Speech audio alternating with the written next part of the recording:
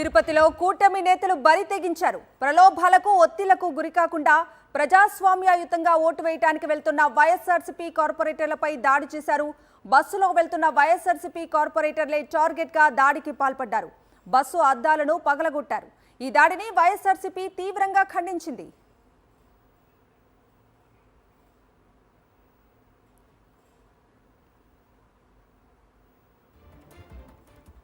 Breaking news చూస్తున్నాం. తిరుపతిలో కూటమి నేతలు బరి తెగించారు.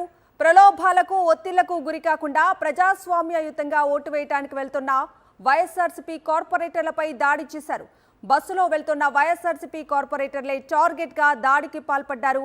బస్సు అద్దాలను పగలగొట్టారు. ఈ దాడిని వైఎస్ఆర్సీపీ తీవ్రంగా ఖండించింది.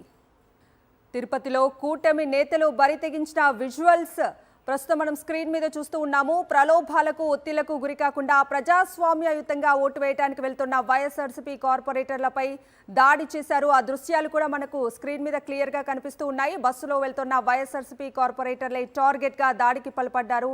బస్సు అద్దాలను పగలగొట్టారు. ఈ దాడిని వైఎస్ఆర్సీపీ తీవ్రంగా ఖండించింది.